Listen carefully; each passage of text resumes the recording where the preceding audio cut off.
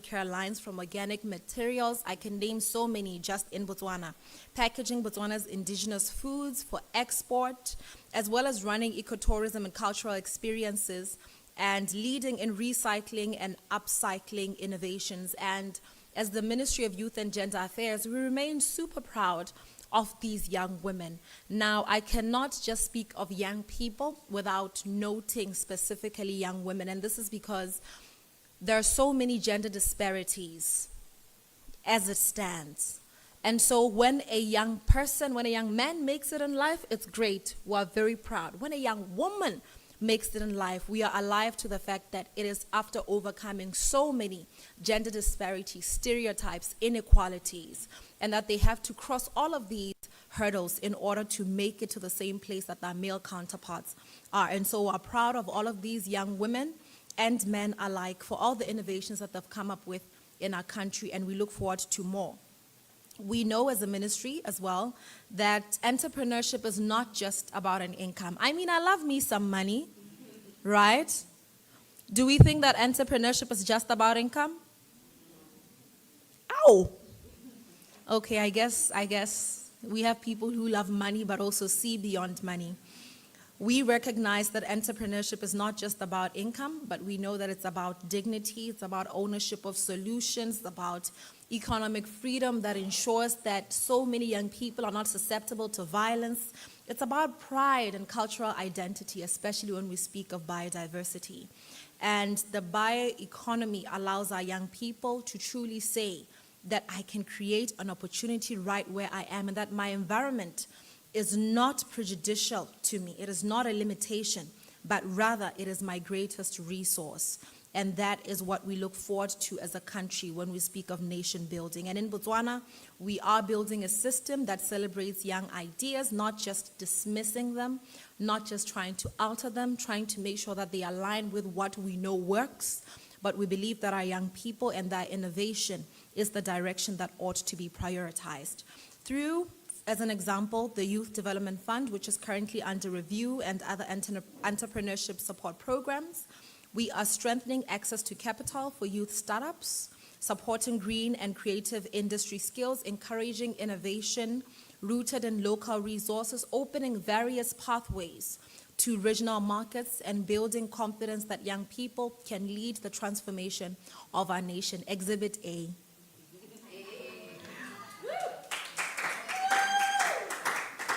Now, the ongoing comprehensive review of the Youth Development Fund in collaboration with UNICEF is to ensure that our funds respond effectively to today's economic realities and the evolving aspirations of young Botswana. And as we transform the Youth Development Fund, we intend to transform it into a more sustainable and inclusive model that prioritizes enterprise growth, innovation, measurable job creation, while ensuring that there's adequate pre- and post-support, post-funding for sustainability. And this includes opportunities for growth and access to market and networks. I'm pleased that this gathering aligns with that value that we have, because we believe in visibility, we believe in networks, we believe in mentorship, we believe in having our young people in rooms with investors who are ready to take chances, in rooms with policymakers who are ready to listen. And I hope that later today you can enjoy the intergenerational networking session as we bridge the two generations. First and foremost, a generation with experience, and secondly, a generation with fresh ideas. It is not a competition. It is not a competition. Both are equally important. And so I hope that you will walk into that engagement later knowing that that experience is important and it ought to be balanced with all of these fresh ideas that young people have. And to our investors, our financiers, development allies, our youth entrepreneurship in biodiversity is Africa's growth frontier. It is a smart investment in a very resilient continent. And I hope that your portfolio's priorities and your money can reflect this reality and your belief in this reality. I'd like to take this time as I conclude to applaud the young people who are developing the Africa Youth Declaration on Biodiversity, ensuring that what is discussed, clock it, ensuring that what is discussed in rooms like this influences what is decided in ministerial halls. As young people, I urge you to continue to dream with divine, deep-rooted audacity. I call it the nerve. The nerve. Okay? Sebit. Una le sebit sa e, una le sone. La siti agara sebit sa ting. We tarik o eh. That is how wild your dreams must be. That when we hear those dreams, we say, where does this person get their nerve to think they can do that? I urge you to dream with deep-rooted audacity, even when your ideas seem impossible. Because the world has always been changed by those who had ideas that seemed impossible. One of the principles that I abide by is delusion. I will create my own reality until it becomes a reality. And this is because truly in life, we get to decide how we live. First of all, you have free will. But secondly, your opinion of yourself, your perspective of yourself, the milestones that you set for yourself are much more important than what the world projects. And this is why I urge you to hold on to your courage, to let your boldness rather, to create discomfort for many people. I urge you to continue to challenge tradition and to remind every generation that young people are not the future, but rather that you are the power shaping today. Enjoy yourselves. As the Government of Botswana, we stand behind you with full support. Our President stands behind you with full support. God bless you.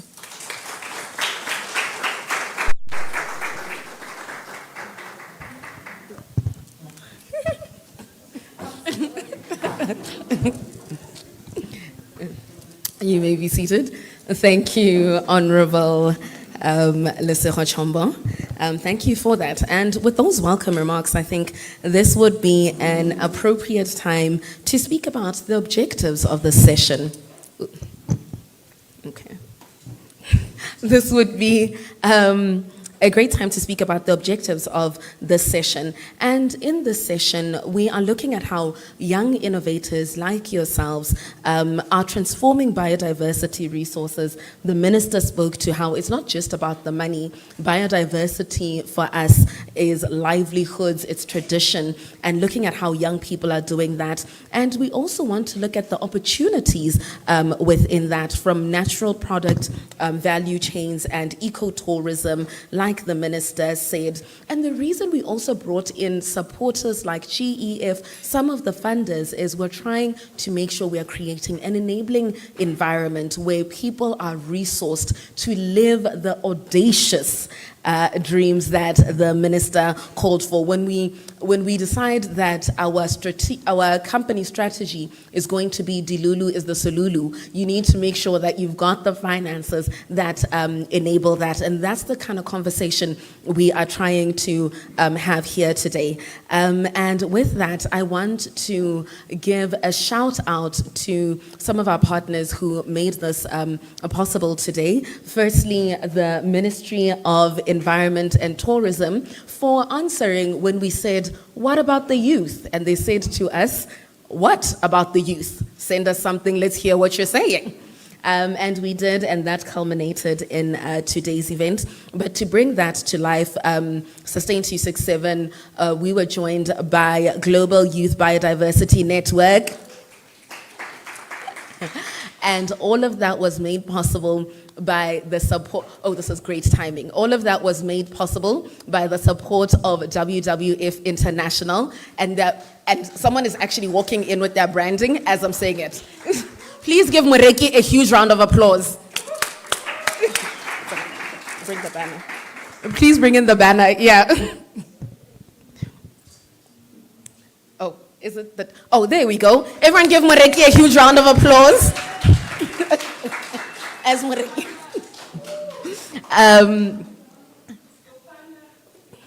Let's go, Panda. So WWF, the reason we did this walking in for them is they really put their money where their mouth is. We said biodiversity, the youth's voice is important, and the WWF team said, how do we make sure that the youth are in the room?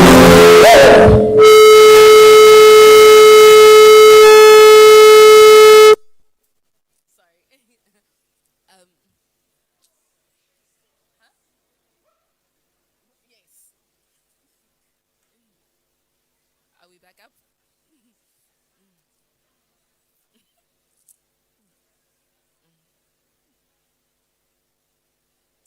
Are we back?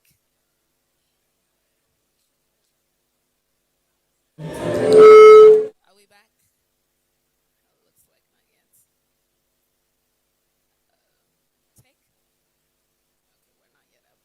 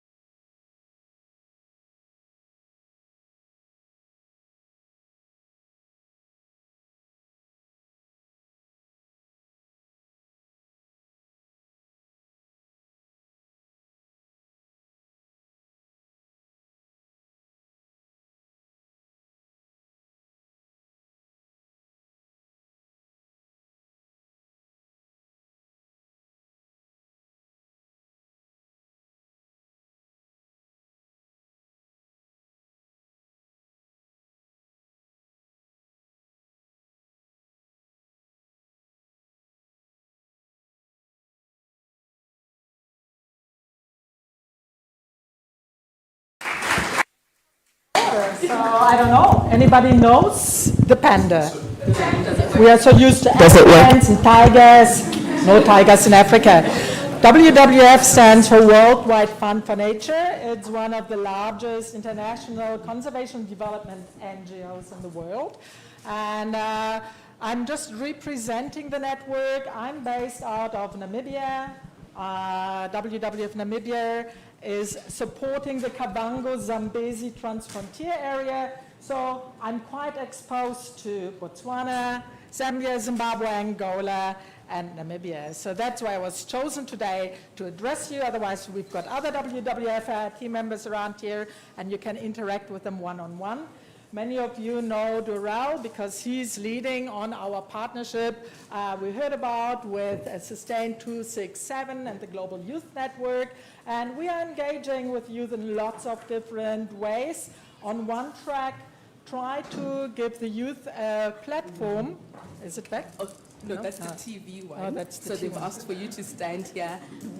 Sorry.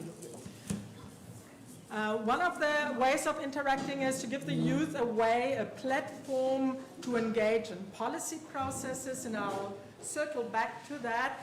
But what I felt was very important, and thank you, Honorable Minister, for your very lively speech. It's really giving the youth a role to play in conservation, and with the title of today's event, Youth and the Bioeconomy, from Ideas to Green Enterprises. It's a very large topic and a big take, but I think this is what we want to discuss today in a little bit more depth, really understanding from a framework, where can you connect, but also how can we support you.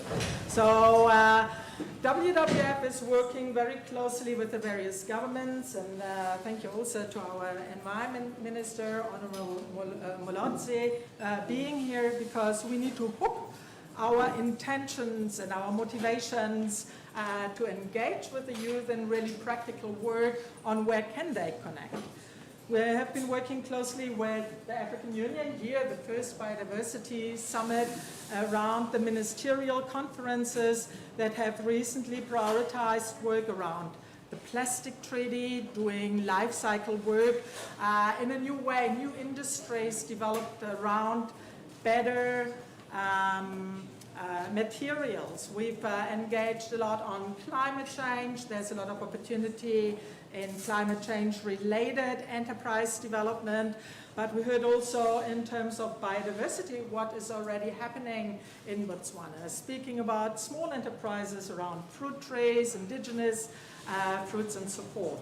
WWF is trying to support the sciences, the sustainable use side on natural resources. We're engaging from a more traditional conservation point of view, but we really want to move into ensuring that youth are going to be part of the work. I can give you an example from Namibia, where we are just about to launch what we call a socio-economic development fund, which is also targeting particularly rural youth, not only youth in the cities that are already better organized, in getting engaged in these bio-green economic job opportunities, many of them around tourism, around craft, around food security.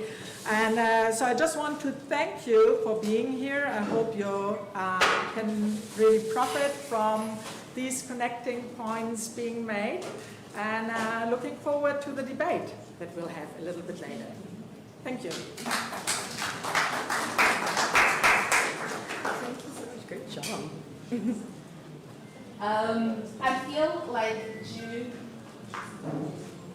I feel like Julianne deserves a bigger round of applause for that, considering that projection. Are we back? We're back. Have you done theatre before, Julian? That projection, the delivery. Exciting to, I think one of the things to take away, ministers, as you look at programming and shaping programming for youth and biodiversity, is how solutions-oriented and agile youth are. We lost sound, but the show went on. Imagine if you had that kind of agility on your team. So the youth showing up once again. And with that, also shout out to WWF for the launch of the social economic fund, bringing in, we know again that it's not just the eco, it's also the socio that's impossible, and thank you, that's important, and thank you for that acknowledgement. With that, I would now like to invite to the stage our host, the host ministry for the First Africa Biodiversity Summit. The ministry which opened its heart and mind to us when we came with the proposal and said, you know what, let's do this together. I think earlier the DPS was confirming the venue, and she calls and she says, Papa, where is our event? And she's like, as you can see, I didn't say your event, I said our event, because that is our event. Thank you for owning this, thank you for showing up. May we please bring to the stage Minister of Environment and Tourism, Honorable Winter Muluzi.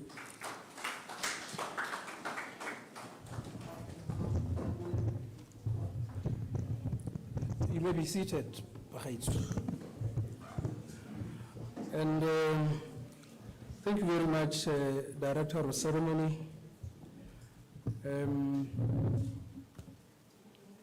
for being so great in conducting the affairs of this event. Let me recognize the presence of the young minister, Honorable Lesego Chombo, and let me also recognize the presence of all of you, very important people who are attending this very important session this afternoon. Honorable Chombo spoke earlier, and you know, I liked when she talked about dreaming, being dreamers, and I got reminded of a gentleman who was born in 1901 and died in 1967, and the guy was an American poet. So he wrote, he wrote a poem, and that poem was entitled Dreams. And in this poem he says, life, you know it, eh? Yeah. He says in that poem, life without dreams is like a broken winged bird that cannot fly. Life without dreams is like a broken winged bird that cannot fly. And I'm very happy because, we are gathered here this afternoon, gathered here because we have people, gathered here because we have many of us here who have dreams of where they want to see Botswana, of where they want to see the world. People who want to account to the future generation. People who want to carry stories, very beautiful stories of how they took care of their environment. People who can be able to, talk to the future generation and say to them, we managed to protect, to preserve, and to use the resources sustainably. We leave them with you, and it's up to you to see how you are going to deal with them into the future. I was in Rome last month, and I was also in Abu Dhabi a few weeks ago. We were talking about biodiversity, and what I said to them when I was talking about ours here in Botswana, and the reason why people should come here is that, you see, biodiversity in Botswana is a way of life. Biodiversity in Botswana, conservation in Botswana, it's something that our forebearers did without any effort, effortlessly did this. It's something that is inbuilt, that was inbuilt, and that will continue to be inbuilt in our people. Our people, which is what I said, our people knew then, before most of us were born, they knew that for biodiversity to be conserved and protected, they needed ways in which this could be managed. And one of them was that, these guys were very good at identifying wild animals that could be culled. They did not kill any other. They were able to identify old ones, sick ones. And unfortunately, most of those that fell victim were male ones. And I also said to them, we recently got 2 gold medals in 400 meters, relay and the other, and I said to them, the reason why we are so fast is because of our biodiversity. We always have to run away for our life. And that has kept us fit. And because we are always running away from wild animals, we are now using that as a benefit of biodiversity to run faster than all of you. Having said that, distinguished youth leaders, fellow Minister Honorable Chombo, esteemed partners from Sustain 267, WWF International, we appreciate you. The Global Youth Biodiversity Network and guests from across Africa, good afternoon. It is a great honor to join you for this youth-led session, which is part of the official youth program at the inaugural Africa Biodiversity Summit. Today's discussion, Youth and the Bioeconomy, from Ideas to Green Enterprises, could not be more important or timely. Africa is the youngest continent on Earth. More than 60% of Africa's population is under 25. This means that the future of our biodiversity and the prosperity it can unlock rests in the hands of young people. When young people, innovators are supported to lead, the continent not only safeguards its natural heritage, it accelerates development. That is why this summit is guided by the theme, leveraging biodiversity for Africa's prosperity. Because biodiversity is more than a conservation issue, it is our continent's competitive advantage. What do we mean by leveraging biodiversity? Africa is rich in natural capital. Africa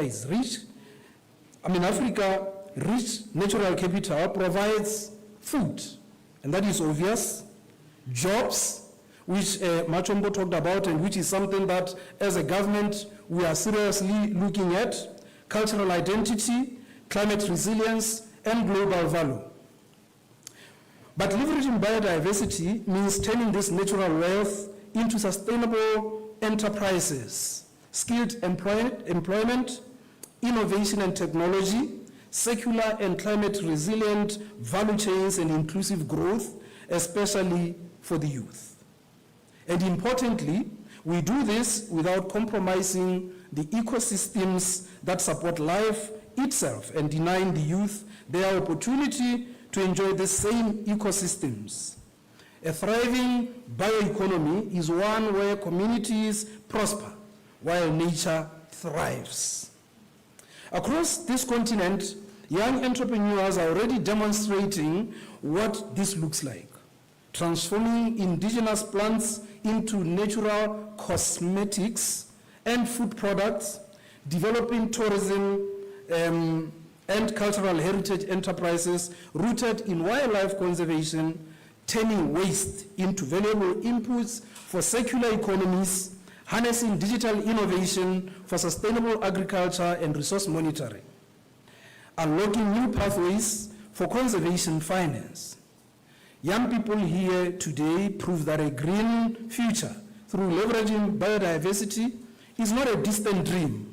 It is being built right now. They are showing us that safeguarding biodiversity is not a cost. It is an investment in economic stability, dignity, and shared wealth. In Botswana, biodiversity is central to our identity and development. We remain committed to a green economy that values community-based natural resource management, sustainable tourism, and wildlife co-management, indigenous crops and botanical product value chains, local beneficiation and green manufacturing, and inclusive financing mechanisms for nature-based enterprises. We recognize that youth must not only be beneficiaries, but primary architects of this transition. This is evident in our decision to partner with youth organizations to plan the entire youth program of the African Biodiversity Summit, including the Youth Declaration, which will be submitted at the Heads of State session coming on Thursday. This session does more than simply showcase youth. It creates a platform for practical insights, market readiness, access to investors and accelerators, policy-focused dialogue, and partnerships that scale youth-led innovation. Immediately after the session, there will be an intergenerational networking session which will connect youth and policymakers, ensuring young people influence frameworks and policies beyond today's moment. Take time to connect and create collaborations and partnerships. This is how we move from inspiration to implementation. Here is my call to action to our development partners, private investors, and financiers in the room. Invest in young enterprises, not as charity, but because they are a future, or they are the future of the industry. Create accessible and flexible financing tailored to young innovators.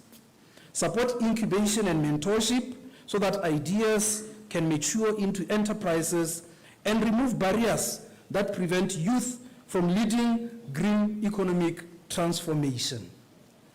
The opportunity is here, and if we fail to invest in this generation, we handicap our potential to leverage biodiversity for prosperity for all. I look forward to the Africa Youth Declaration on Biodiversity, which will hopefully present youth priorities for an inclusive and future-focused biodiversity agenda.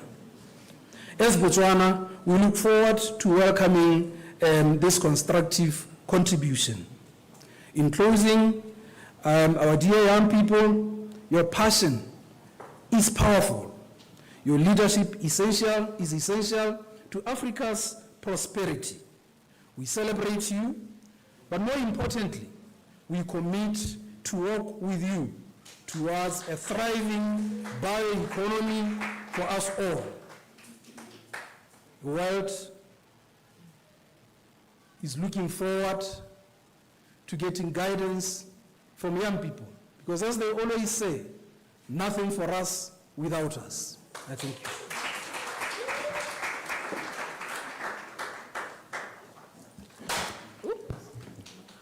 You may be seated. Thank you, Honorable Minister. I think one of the things that is coming across. Wait, where's the team working on the declaration? Please put your hands up. I think some of them are here. And the minister mentioned that like 3 or 4 times. But no pressure though. You may be seated. The minister started with speaking of poetry and talking about dreams, and I thought that was a great segue to introduce that tomorrow we've got a session on storytelling, acknowledging that, you know, the numbers matter, but also so do the stories if we're going to make this a success. And then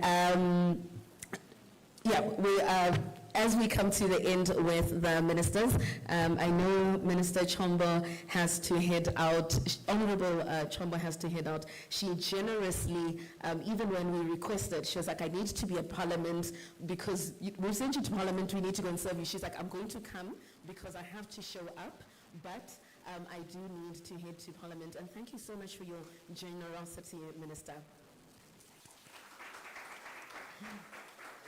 So while, but I think Minister, Honorable Winter Muluzi is still here. So while we get ready, we ready the stage for our panel, I wanted to bring attention to some of the delegates that are in the room today, acknowledging that although this is an African summit in Botswana, it is still an African summit. It's not enough to only have young people from Botswana in the room. For it to be African, we need youth from Africa in the room. And once again, WWF generously brought those young people from across Africa to join us here in person. So what I'd like to ask is the delegates that are part of Global Biodiversity Youth Network, as we are changing the stage, may you please come up for a photo op with the honorable ministers so we can mark this day in the words of the minister, so we can mark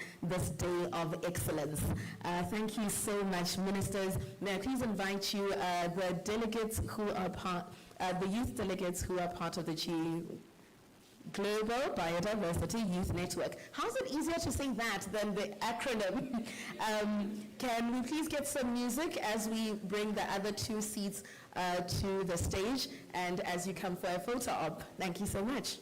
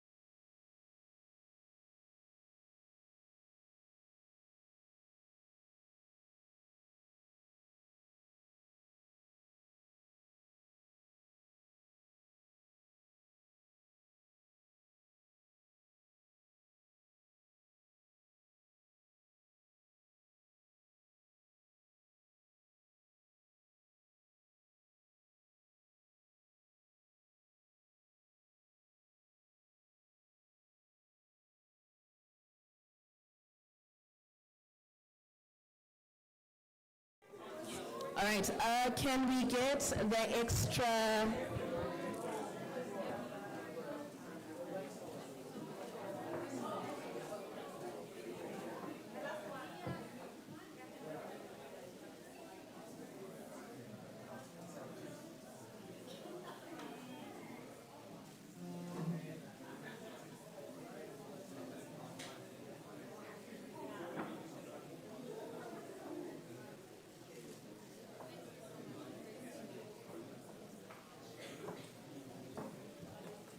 Okay. We need 2 extra chairs on stage.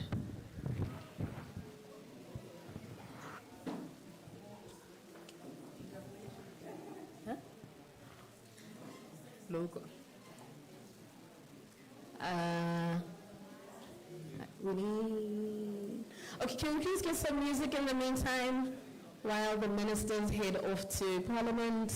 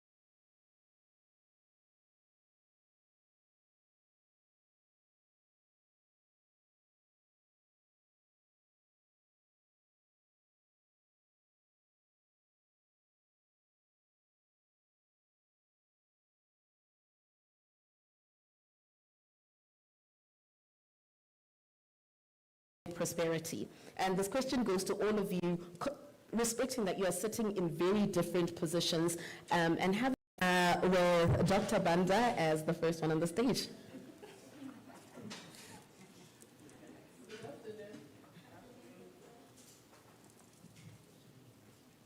I'm not as loud as the BWGovernment.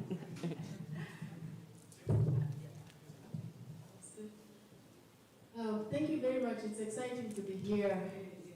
Good energy. I am a youth who is in her 50s, so I'm glad to be here. Nice and young. The JEF has been around for 30 years. And the JEF has been financing projects on biodiversity and other environmental areas for all these 3 decades. One thing that is very, very predominant these days, especially in the JEF 6, 7, and now 8, and now going into 9, is inclusion. It's at the center of all the projects that are coming to the JEF for financing. As you know, JEF financing is country-driven, meaning that the priorities of where the funds go are coming from the countries. And that financing, when the projects come to us, has to show us that indigenous peoples, that women, that youth have been included. We have very specific requirements for inclusion of the youth and the women and other people. So I think there is the playground, the level field, the starting point for where our financing goes. I think I should end there for now, right? Sure, we can do a round, and then maybe Cheripo as a young person, minister advisor to our youth minister, Honorable Chombo. How can young people leverage Africa's biodiversity for economic prosperity from the unique area that you are in? And maybe start with what you do. Good afternoon. Afternoon. My name is Sheikh Kanja, a board member of the Botswana National Youth Council and also founder of Youth Legacy Organization. So Youth Legacy Organization, I take that we all know what Botswana National Youth Council is and what it does. We don't. Okay.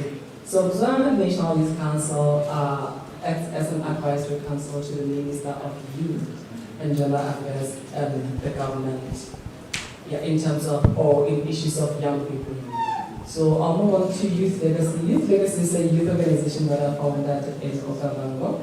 What we're currently doing is implementing a hydroponics project that it looks into empowering young people with practical hydroponic skills to help them take a space in agriculture. Okavango is one of the districts that has a lot of potential for agriculture. We have a lot of biodiversity, or it's a biodiverse district. So what young people can do to take advantage or to leverage on the African biodiversity? What we got to learn is that the African economy is more dependent on biodiversity. And the question that we should ask ourselves maybe is, where do youth fall in this economy? What part or what role do they play in driving the economic, the biodiversity economy? So there are a lot of things that young people can take advantage of. Looking into areas where they stay, like Okavango, where there's a lot of biodiversity. There's ecotourism. So young people could look into these aspects of biodiversity and maybe take advantage of them, being the drivers of tourism in tourism hub areas like the Okavango. Take advantage of the plants, medicinal plants that are there in these areas to maybe develop medicines that can be useful to our economy and our countries. Thank you so much, Cheripo. Earlier we attended a really fascinating session that spoke quite extensively around medicinal plants, actually. Chanda, from Sustainable Finance Coalition, How can young people leverage Africa's biodiversity for economic prosperity? Awesome, thank you for the opportunity. I'm a millennial, so smack in between generations.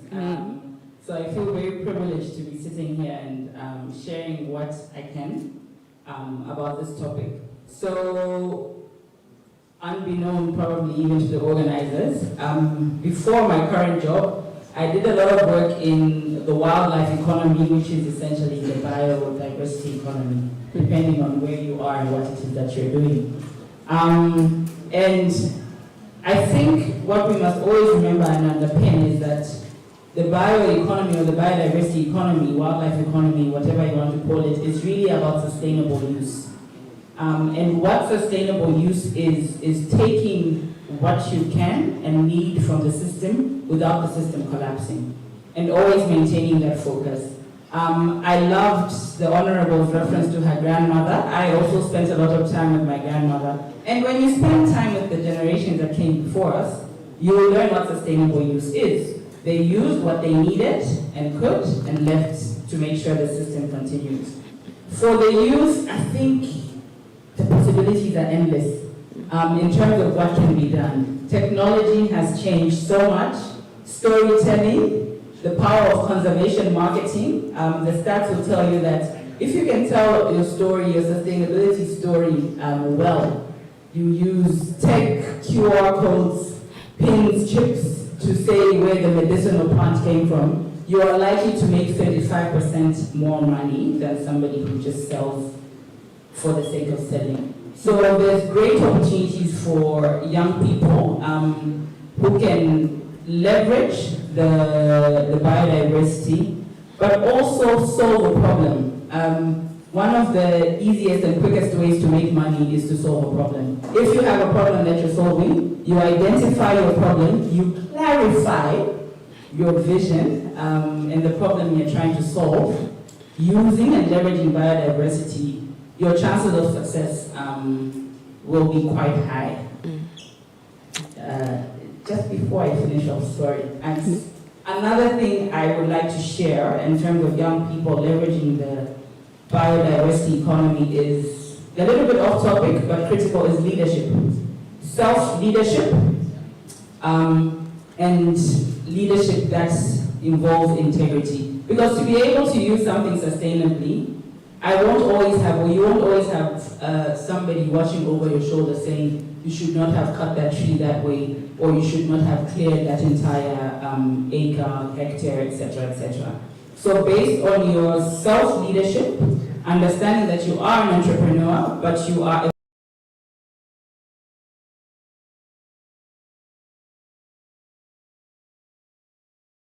I think, in my personal opinion, heighten the chances of success as we build a young biodiversity economy. Thank you. Thank you. And that was so that was really clear of storytelling. Content creators, we keep creating free content on Instagram when you could be creating that content to add 35% to someone's business. So speak to businesses, Tinaye. We see you as content creator. Maybe you should be telling the story of some of the businesses here to make their bottom line move. Identify, clarify vision, and use biodiversity. Knowledge, bringing you into the conversation. You organize across the continent, so you have a very unique angle to look at this from. You recently had the Africa Youth Biodiversity Summit. I'm sure there were a lot of ideas that came up there, lots of opportunities. And from that, how can young people leverage Africa's biodiversity for economic prosperity? Yes. I think I'm audible enough. Yes. I think that one's louder. So I think it's an important topic that we need to look at as young people. And we are very fortunate as GB in Africa that during AYBS 2, which is the African Biodiversity Summit 2, and 3, the one that was held in Morocco, and the recent one held in Kigali. we're already thinking of trying to bring such ideas to the table, and we had what you call the biodiversity pitch. So we understand and we know that innovations need platforms. Sometimes young people think of things, but they lack platforms to showcase them. So under the biodiversity pitch, we invited across Africa.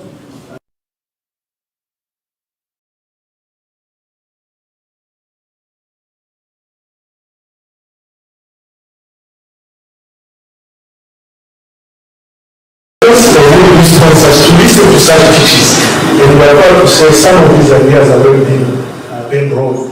So young people have that opportunity, but they need that platform to just showcase and bring ideas to the table. And we think summits like this are very important cornerstones. They also show commitment to governments and very. Two ministers coming to one session for young people. And these are the platforms that we think as in Africa, all African young people need to have so that they can show. Thank you so much.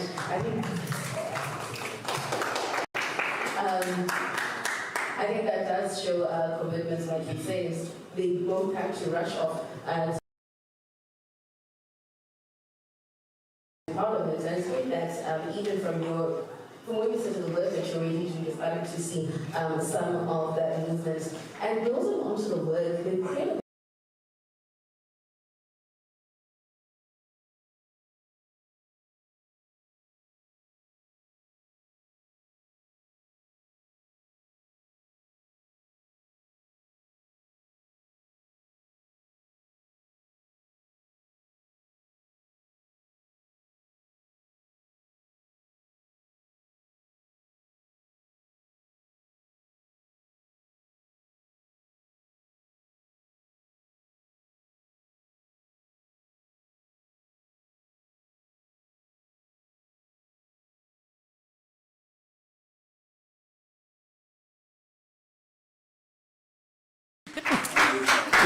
is somehow rigged, I think they're in agreement with me, is somehow rigged to make sure that you are just applying, but you won't get it because you won't meet the criteria.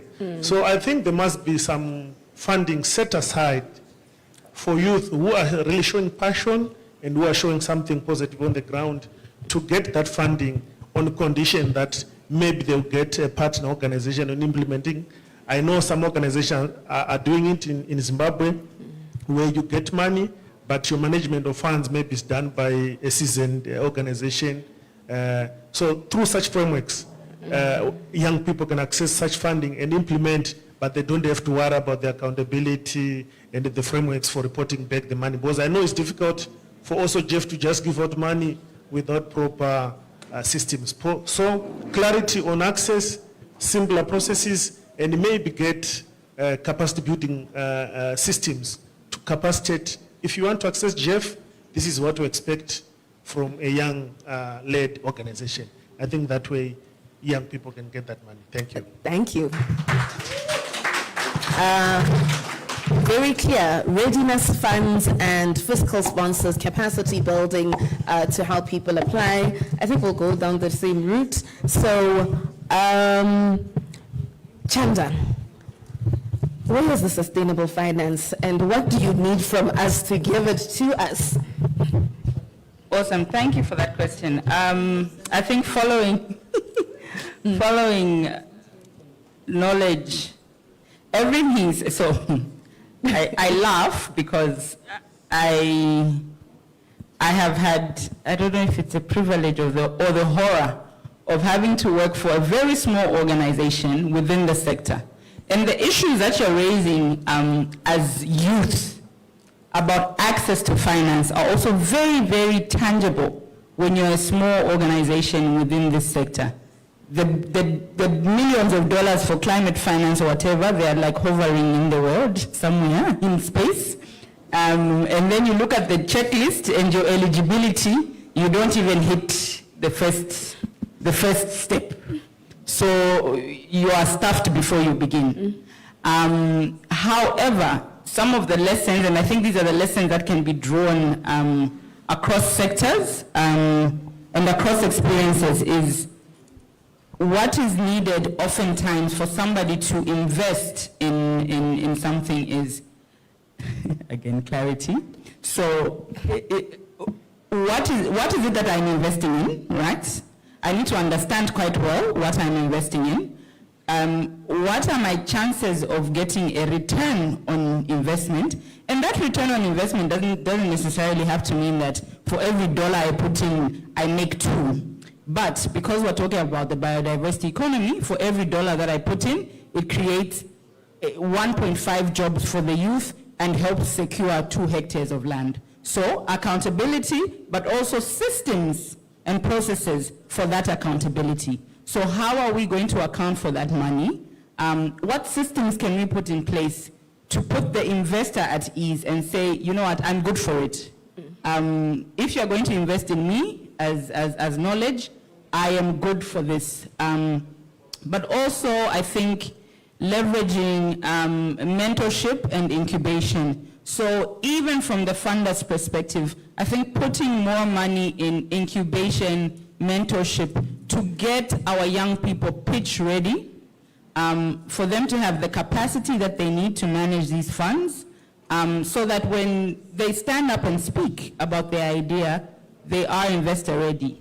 And I think also for us as investors or sustainable finance folks, is becoming a little bit more flexible in the way that we fund and the things that we fund. The same way that the conservation sector has moved away from never wanting to pay for people's salaries. Core funding was like, taboo, how dare you?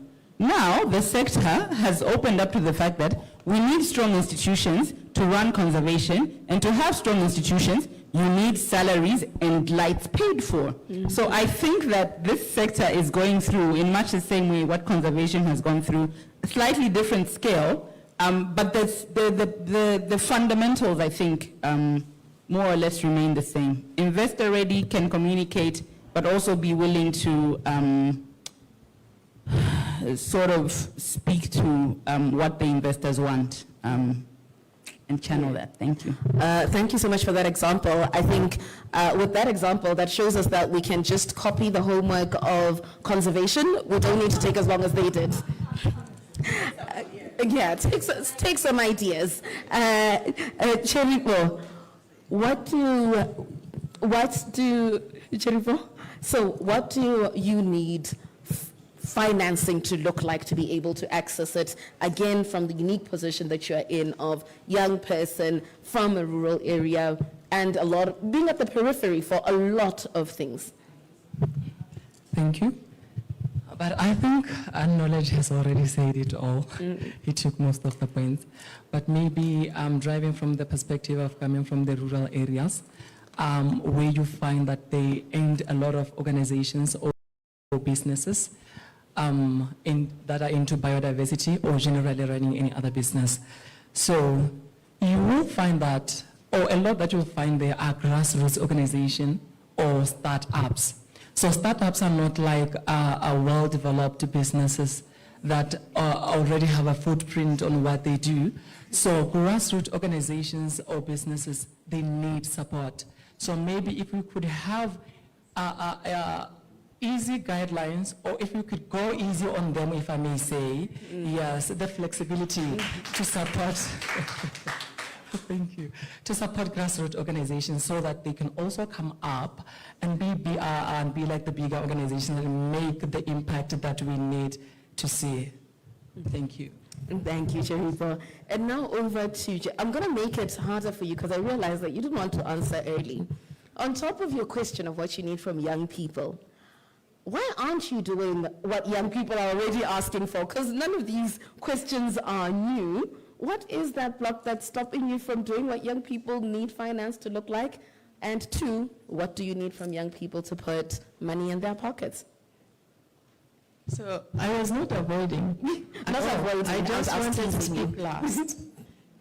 Because I think there's a misconception that Jeff does not fund youth.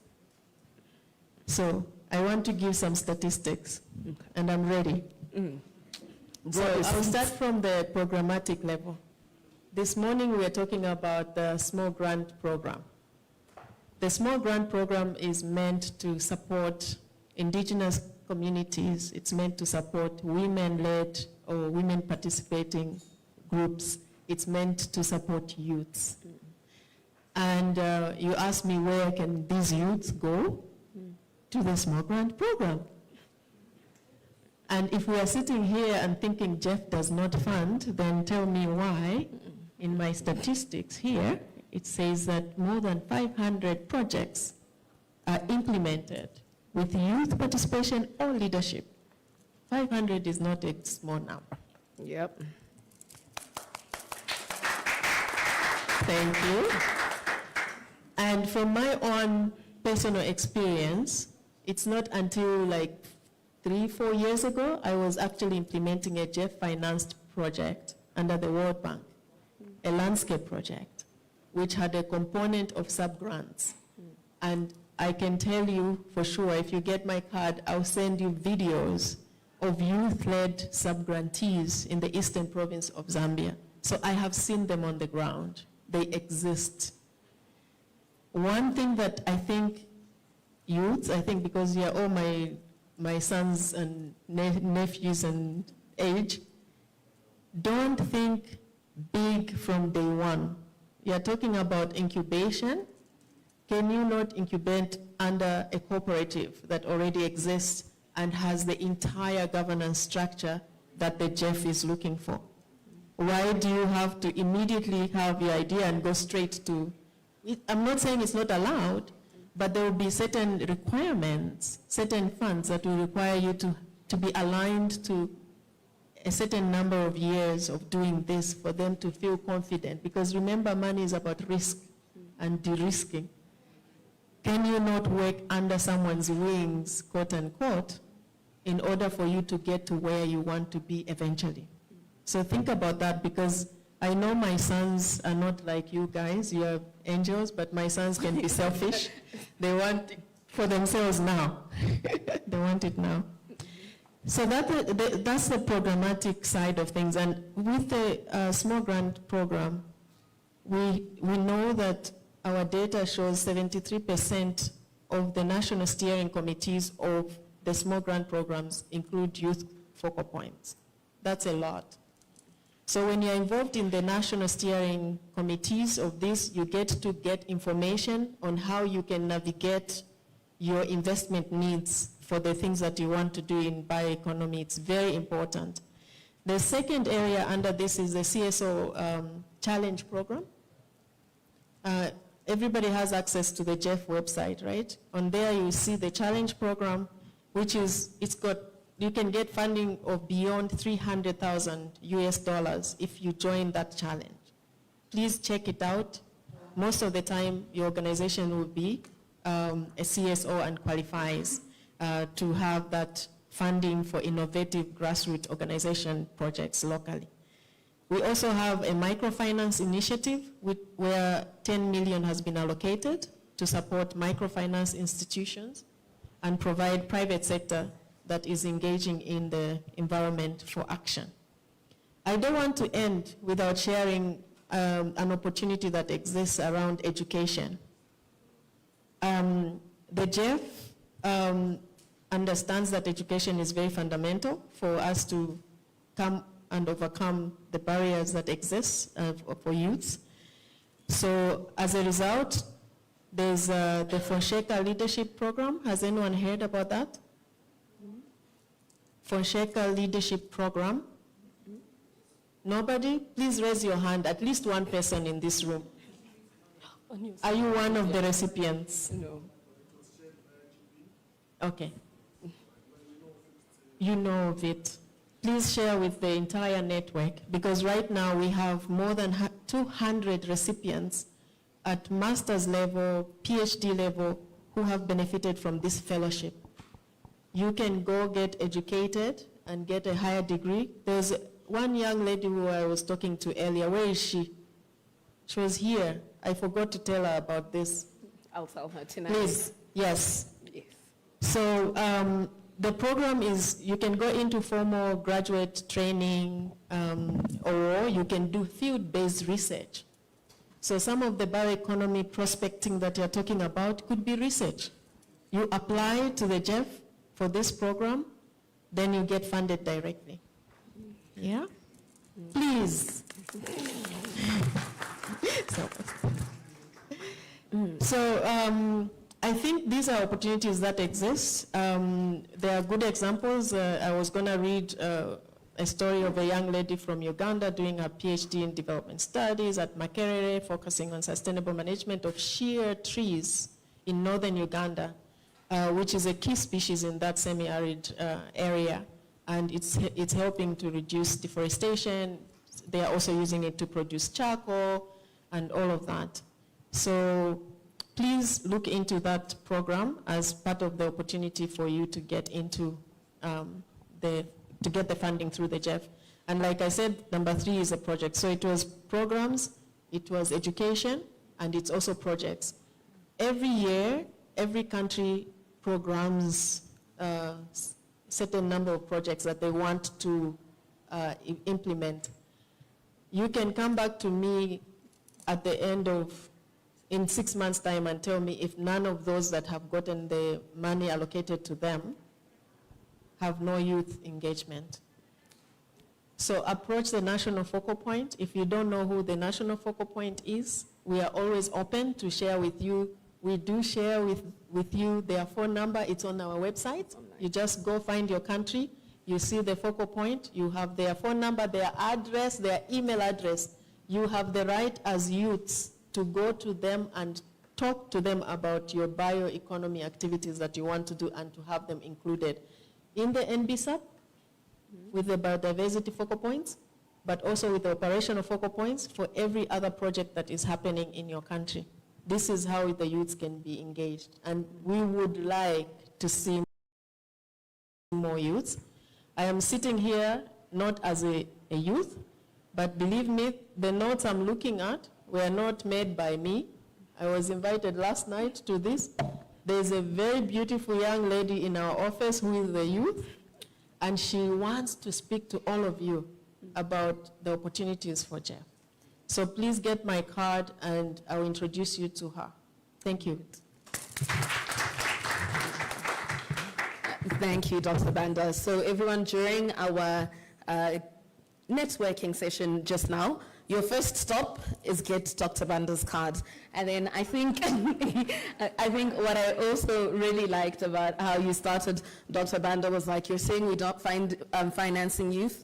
She brought receipts. She brought programs. She told you how. So, and I think the importance of stories like that is knowing that there are young people who are being funded. That's where you start. That's where you start knocking, and yeah, that's where you start knocking. It is possible. The incubation and some of those programs are already in place. So, as we look to close, we'll close in the next 7 minutes. Do we have any questions for the panel? Or you can keep them for over snacks. Do you have any questions going once? Do you have any questions going twice? Okay, we have one question. I think if we can get a microphone. Oh, there we go.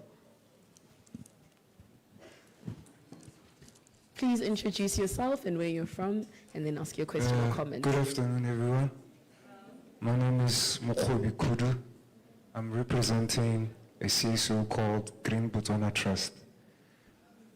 Okay, my question, it would be to both the finances and the youth. For the youth, my question is, a couple of times, I'm from a rural area, but the sustainability of a business, especially in a green space, to survive in a rural area is a problem. In this context, we are often forced to come, or we are taken from the rural areas to the city as pioneers. At the end of the day, you leave your project back at home. I'll give you an example. My neighbor is doing an aquaponics project. It's been a problem to just set the pH, survival of the lettuce and all that. We were forced now to come, stay here just to access the piping, the machines that could help us. At the end of the day, I'm here almost every day. So I don't know, every time we quote our projections towards how the projects could start up, usually the figure, it's true, it's reflecting the truth, but it doesn't reflect the risk upon traveling, procuring your products, and running it at the end of the day. I don't know how best the finances, now I'm shifting to them. How do we include that in such a way that it makes sense? You would value the project, let's say it's $1 million, but running it in terms of the day run, procure it, like for example, most of the things we procure it from South Africa, and it's a cost. We were even closed at the border. Our fish died. So that risk on its own, I don't know how best we could do it. Thank But you. that would be my last one, it's Yes. data. Please, I'm sorry. The last please one go is on. data. Every time we have such a summit, the problem is as if data is a background thing. Like the information we are presenting now, it's influenced by data and science. I'm a scientist, by the way. It's very disheartening that we don't have scientists within panelists to further validate what we have. Because as financiers, I'm pretty certain you have to back the survival, your trust, it's based on science. But where are the scientists to validate this? The policymakers, as you draft that declaration, where are the scientists? As a scientist, we are here as a community. But the problem is, we come when it's assessment and we submit the documentation. Well, this is what would survive. This is not what would survive. After that, we are gone. You're going to come back when there's a problem again. So, truth be told, please, let's have that synergy between science, rural people, because the only thing that would validate youth, the only thing that will validate the existence, because the green innovation, to be honest, it's a new thing. Indigenous knowledge on its own doesn't validate the finances. We need to validate that with science. And as scientists, I'm crying to say, our narrative as well is not going there. It's as if we are the people who only speak of problems. And at the end of the day, there are no solutions. Thank you very much. I think that's such an important, I think we've got 2 more hands now, such an important intervention of those seemingly unpredictable costs of doing business. How do we put them in there? And a call to make space for the scientists and the data. We have also noted that, and we will do better in future. Thank you for that reminder. We're going to take 3 questions, and then we'll open to the panel to respond. Hello, everyone. Thank you to the amazing panel. I'm not sure if my question was already addressed because I had to dash out for a bit, but okay. Prior to the session, I had asked Mayor Vanda about tiered climate finance for youth. We can talk about the problems all day when we think about how us as youth do not have access to these funds because we simply do not qualify for them. So I think my question is, are you thinking about us within the mechanisms of knowing that you're working, I think at a country level you work with governments mostly, so I just wanted to understand where's the entry point for youth, because we need to be able to also directly access funding from entities such as yours. So that's really my submission, to say what is being done and what can be done if nothing is being done for tiered funding. Thank you today. So, yes, you're going to start with that one-on-one. She touched on a little bit for everyone, but we're going to have that one-on-one. Please go ahead. Good afternoon. My name is Kiabito Alex Sanao, founding president of Botswana Youth Aid Organization, which is an alliance of young catalysts for change, ready to usher in this new era of progress and prosperity while putting the 17 SDGs into action. So mine is not a question. I have 2 comments. The first one is to the youth, that we are the change that we are looking for. Therefore, we must stand up and act. We must stand up and show that we have the passion to redefine the narrative. We must actively engage. We must volunteer. That was said by the minister, was it last week, that we must stand up and volunteer so that people out there, they see what we are doing and they assist. Government should be there just to assist, but 90% of the work should be done by us as the young people. You know, in the Bible, Zacharias was just a short man, and when he wanted to see Jesus, he climbed a tree, and that's the action that he put. He climbed a tree, so we should climb a tree. Jesus saw him and said, "Come down, I'm going with you."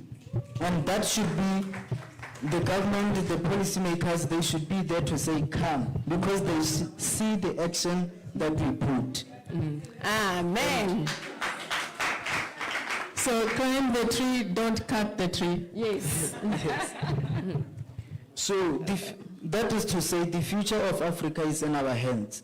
Last week we were elevating Africa, taking it to the next chapter. Now we are sustaining Africa. So we are the change. And the other comment is to our guests here. We young people, yes, we are trying. We knock on different doors. And sometimes we return disappointed because of some structures and that are followed to assist or to fund our projects. Therefore, this is to say that our small projects, please see how you can restructure your program so that we are also considered.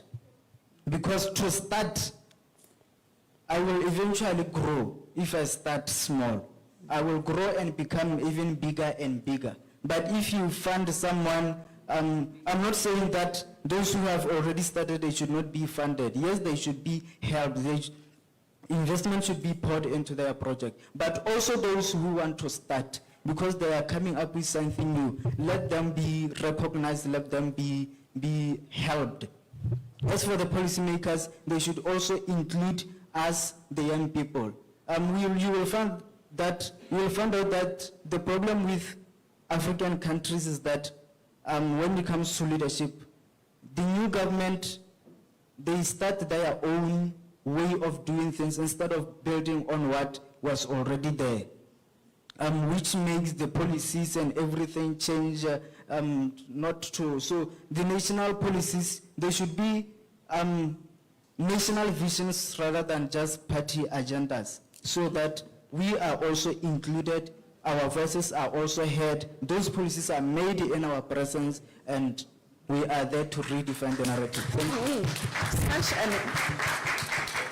Such an important point. And last comment from the floor. Though I see more hands going up, let's have some of those conversations outside over snacks, yeah? So one last, over here. There we go. So that'll be our last comment, and then the rest of the conversation we'll have over snacks. Okay, thank you. Hi, everyone. I'm Sophie Odiambo with WWF, and I just wanted to talk about some of the work that we're doing with youth. So we have a project, and in Africa, we're working in Republic of Congo, Tanzania, and Tunisia.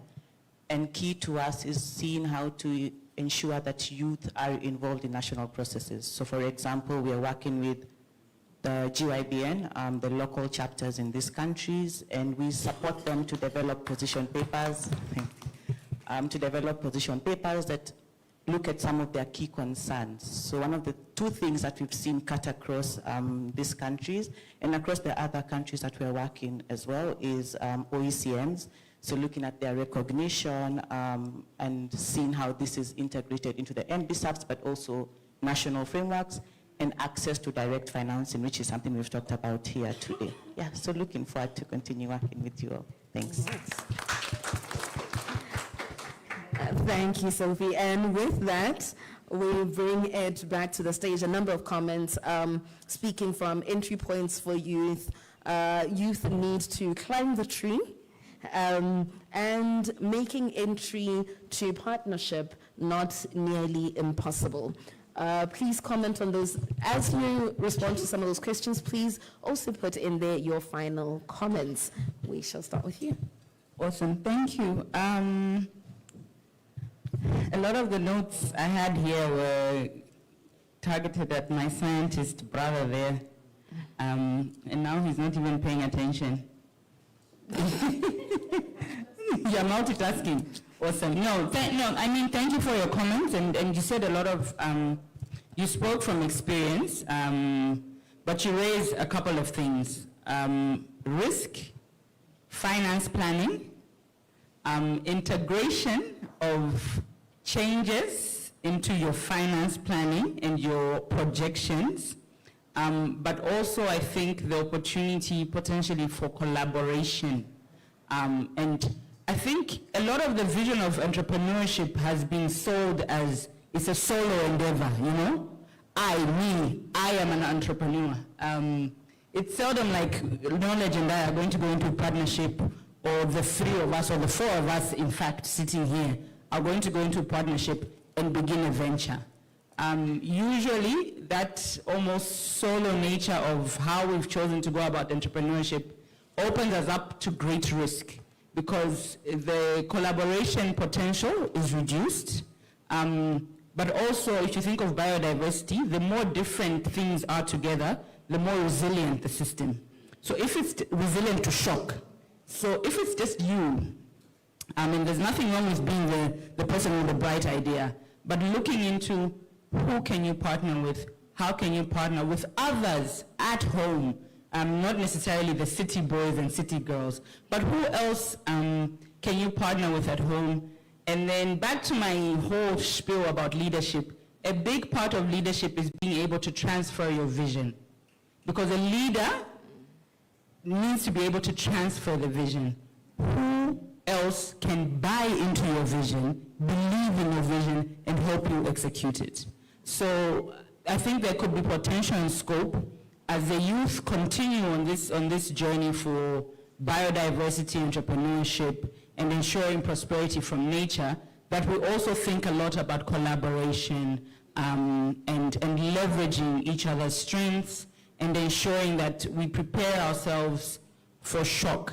Science, you said you're a scientist, so incorporate your learnings. If we go back through the most basic things we did in science, experiments, you did the experiment, you had the intro, methodology, you do the experiment, and then you write it up, hey? So findings, so lessons, conclusions, and of those, how are we bringing them, closing the loop, the feedback loop, as we call it, and how we continue to grow.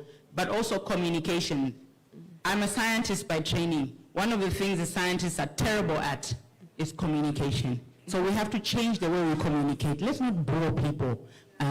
But let's also learn to speak their language sometimes. Same with policymakers. I care about the environment, but if I'm speaking to the Minister of Finance, the Minister of Finance cares about the fiscus and jobs. So how am I translating my science to a language that others can speak and understand? Thank you. Knowledge, so you can speak to some of the questions and comments made, and please in there include your closing remarks. Yes, thank you so much. I just want to appreciate some of the work that Jeff has mentioned, and some of the work that WWF International is doing in some of our chapter countries. We're 41, by the way, and we're counting towards the whole of Africa. So if we can have such enterprises and such systems supporting such chapters, then it means it's possible for other chapters as well to reach out and get that support. But to mention what my brother mentioned, yes, we get this excitement when we want to start a project, and sometimes we overlook the feedback loop that she has mentioned to say, okay, where am I going to get enough materials for me to take or finish this project? And sometimes you are found wanting in between. So as I think somebody mentioned the issue of collaborations and looking to get into under someone, you mentioned of aquaponics. So I'm sure someone else has done it, and you can learn from them and then maybe build that synergy instead of you starting alone and then traveling to Gaborone or Harare to get supplies, or even Johannesburg, sometimes becomes riskier. And she said money avoids risk. So young people, we need to just swallow our pride, be part of someone, grow, and then divest. Thank you so much. Thank you. Cheribo, any comments and closing remarks? Thank you. Addressing his question, I would say my colleagues here have already said enough, that we as young people, we are inexperienced. So if you want to venture into something, you need to do your needs assessment. You need to do extensive research on what you are getting yourself into. As much as you want to be innovative and come up with new solutions, we don't have it all figured out. So we need to collaborate with other people. You can't make it without other people. As a younger generation, we can't do it alone. We need this older generation for experience. We need them for support. So let's work with them. Let's gain knowledge from them. Yes. But in my closing, I would say, he also mentioned that we always talk about problems and we don't bring solutions, so I would talk about solutions to this problem. And I would say maybe it's a systematic problem, that we might have solutions on paper, but then translating them into action, it becomes a challenge. As countries or as Africa, we have very good policies that could really change our lives. But then translating them into action becomes a problem. We have good policies that are not implemented accordingly, that are not monitored, that are not evaluated. If we could maybe strengthen our implementation strategies, strengthen our monitoring and evaluation, and learn from our mistakes, maybe then we could come up with solutions that could clearly address the challenges that we're going through, instead of just moving in circles over the same challenges time and again. And thank you.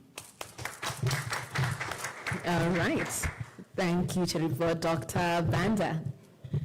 So I felt your pain when you were sharing about having a startup in a rural area and being forced to move to a city because that's where things can happen. And I've been there. I've been there as a child growing in the rural area, but I've also been there as someone implementing a project in a rural area. Having taken all these innovative ideas to the youth, to the women, and they're producing something, but there is no access to market. This is where the whole of society approach comes in. When we are designing the projects, and this is why you should be sitting on some of the tables that are designing and decisions being made, because while I speak as Jeff financing is a grant, and it's a strict allocation country by country, not as much as giving you access to the market would bring. There are projects that have gone on and succeeded in rural areas because they took the development agenda with themselves, even though they are talking about environment. So, for example, if some of the integrated programs will bring funds from different sources, it could be funds, let's say African Development Bank, World Bank, that will have an IDA component into the project. It will have Jeff grants into it, and maybe another grant, let's say Climate Investment Fund or Biocarbon Fund. I led a project that was about 38.2 million because it was a combination of these three funds. And with the IDA, you can do hardcore construction work. You can build a house, you can drill boreholes, you can construct the road, clear the boundary around a forest reserve and things like that. These are not things that you can necessarily do under a Jeff grant. So, and with that, with the sub-grants going, we could then bring technical service providers. Some youths were doing honey production, how are they going to move it to the ShopRite? So we needed to have a technical service provider who has a product already on the shelf and has a contract to Choppies, ShopRite, Pick and Pay, so that he comes and trains our youths and our women how to do it in a high standard, acceptable biosafety way so that they can get under their contract and take it to the market. So these are some of the things that should not stop you from dreaming, because at some point you might get to that point where you are able to be found in the rural area where you are. Because we also need the rural areas to develop at the end of the day.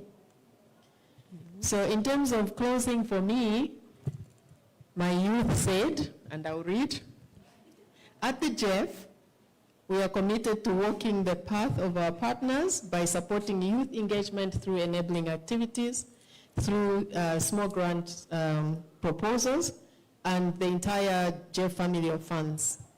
Our goal is not to speak for youth or women or indigenous groups, but to support the youth and amplify their voices, respond to their priorities, and work with them as full partners in shaping the future of biodiversity policy. Okay, thank you. Thank you, Dr. This is why you need my card so I can connect to her, right? Oh, the right person. Thank you so much to our panelists. Please give them a huge round of applause. You may take your seats. And before you take your seats, we'll have a photo. Can we please get the camera person to come and take a photo of our panel? I was going to say I spoke at an empty space. All right. The camera.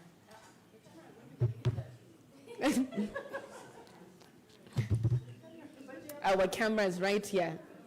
No, we'll take one after the, yes. Yes.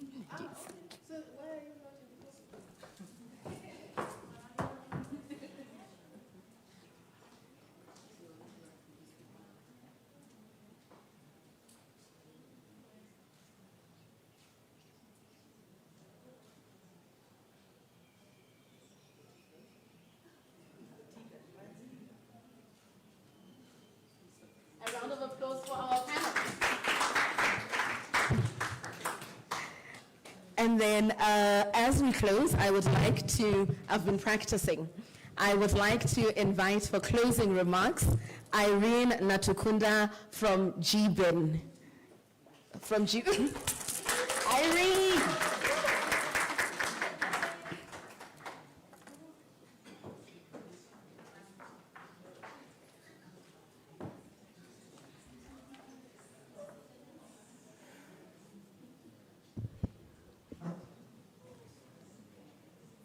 Officials in the room, distinguished guests, youth delegates, ladies and gentlemen, greetings. My name is Irene Natukunda Kananura from Uganda, and I'm currently the Africa Regional Coordinator of the Global Youth Biodiversity Network. A few weeks ago, the Africa chapter of the Global Youth Biodiversity Network, in partnership with the African Wildlife Foundation, IUCN, UNESCO Rwanda Commission, and the Rwanda government, through the Ministry of Environment, hosted the 3rd African Youth Summit on Biodiversity. With over 200 youth from 38 countries participated both physically and virtually to consolidate African youth-led actions for the timely implementation of the Global Biodiversity Framework, also known as the Kunming Montreal Global Biodiversity Framework. Someone earlier mentioned youth need to climb a tree, and my question was, trees are being cut. What then are we going to climb? And then we have to plant those trees for us to climb and for our children to also be able to climb and get justice. After the summit, or during the summit, African youth voices were rallied and put together into a declaration which will be shared with all of you on the closing ceremony of the summit or even before. And as we conclude this vibrant exchange, one truth stands clear. Young people are not just the future of bioeconomy, we are its present. Today's dialogue has illuminated the drive, commitment, and the nerve. The Minister of Youth and Gender Affairs highlighted we need the nerve, and it has indeed ignited the nerve of youth-led innovations that are already transforming biodiversity conservation and building sustainable green enterprises. But ideas alone are not enough. To unlock our full potential, we need action, and we call upon governments, civil society, and private sector to see youth not only as beneficiaries, but as equal partners. Invest in our ideas, build our capacities, create enabling environments where youth-led innovations can thrive, from labs to markets, and from classrooms to boardrooms. Let us co-create together and move beyond inspirations to implementation. Together, we can shape a bioeconomy that is inclusive, resilient, and regenerative, powered by youth, sponsored by leaders, and rooted in equity. The Minister of Environment and Tourism earlier highlighted nothing for youth without youth. And if you're to work with youth, then they're supposed to be part of the plan. They shouldn't be invited to check the list, but rather to be meaningfully engaged in designing, implementing, and monitoring to know how much impact they have contributed. I would like to thank the WWF for supporting us and considering us as vision bearers. Further, I thank the AWF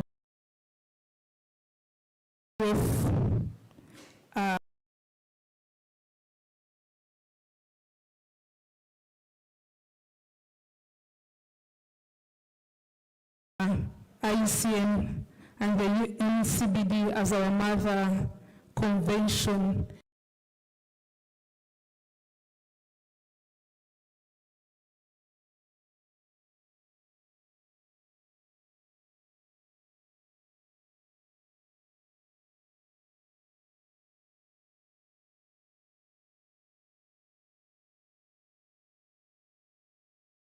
That supported the Summit of Youth.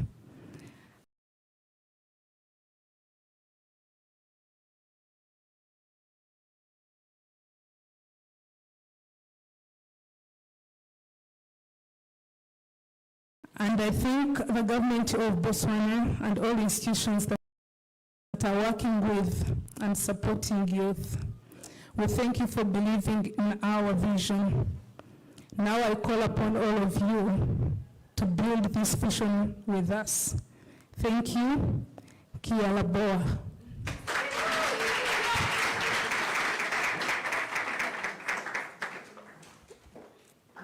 Irene. The only thing Irene is missing now is a Setswana name. Thank you, Irene. And with that, we come to the end of our program. The closing remarks have also been done. Mine is just to say thank you so much to our partners that made this possible, Global Youth Biodiversity Network for picking up the call when we said, let's do this together. WWF for saying, we will help you do this. For the Ministry of Environment for saying, do it, when we said we would like to. Ministry of Youth for also showing up and showing their support and endorsement of the position. The delegates who showed up for themselves, some of you last minute, some of you really long trips, you showed up, you're here, you're contributing. Thank you for showing up for yourselves, and this is definitely going to be reflected in the declaration that will go on to live hopefully in the very long term. And then I think I want to shout out two special people who are with the teams, but they're not here with us physically, Solange and Nicole, who've been part of the planning. If you are here, you've probably heard from Nicole and Solange doing our logistics, 20 million calls and messages from them. Thank you, ladies, in your absence. And with that, we come to the end of today. My name is Batoki Lisitse. I am with Sustain 267. Thank you for honoring our invitation, and good afternoon. Please join us on this side for a snack and a chat. Bye, everyone.